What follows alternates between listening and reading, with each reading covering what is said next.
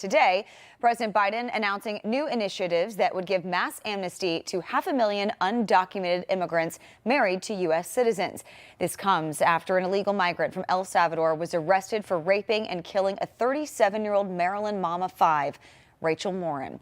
For more on this, I want to welcome in Oklahoma Senator James Lankford this morning. Good morning, Senator. Good morning to you. So what's your reaction to the president's new rules to protect undocumented immigrants married to U.S. citizens from deportation? So it's the side-by-side that's the worst of this, is that he announces he's going to close down the border if it gets to high numbers, which he has not done. They've exceeded those numbers day after day since his executive order. So that was all just public show, but he's actually not enforcing that.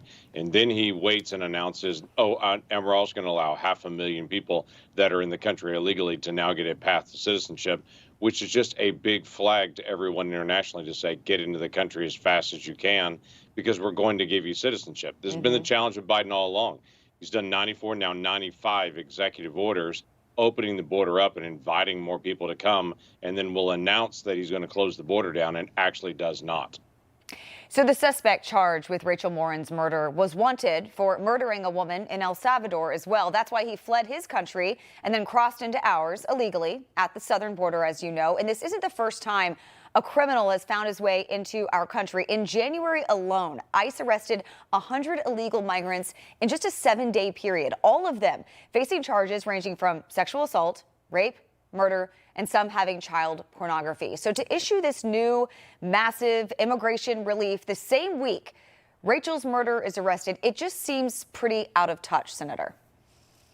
It is out of touch, and it's something I've said all along. For years, I've said we don't know if people are fleeing from the law or if they're fleeing from poverty. We don't know because they're not checking it. They're not evaluating it. Any criminal check that they're doing for individuals are actually at the end of the process, years after they've been in the country, rather than at the very beginning. This is one of the things that I fought for, was to have that criminal check at the very beginning, and so we can turn people around immediately rather than releasing them in the country. Again, last week, your network widely disseminated the information about 8 ISIS suspected individuals that President Biden had allowed into the country, even welcomed into the country.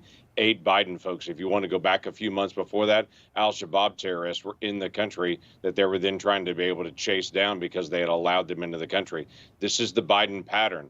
Allow as many people as want to be able to come into the border day after day after day. And then if we find out there's a problem, we'll go check it later. But that doesn't help for the families of individuals that have had a loved one murdered. That's not good news to them. That's terrible news to them. Yeah, and those 8 ISIS terrorists were plotting on how to build bombs and how to attack our country from within. So Press Secretary Karine Jean-Pierre had her first official briefing in 3 weeks. She was asked about the southern border, and she says Biden is focused on making immigration, and I'm quoting her here, more fairer. Take a listen. Yes, the president has been very clear in making sure that, in saying that we need a legislative solution, but he also said when he's talked about the executive action that he recently took, that in weeks ahead he's going to speak on how we can make our immigration system more fairer and more just. So he will have more to say on that.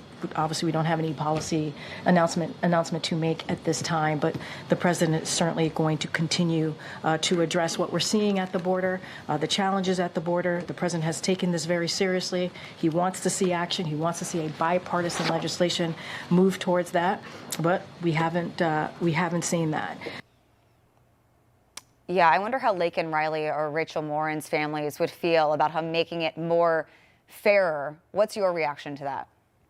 Yeah, it's painful, but that has been where he's been since day one. As you recall, day one of this White House, they announced they're no longer going to do border wall construction. They're going to take away a Remain in Mexico policy. They're going to eliminate all the agreements between Central America and the United States to be able to limit the flow of migrants.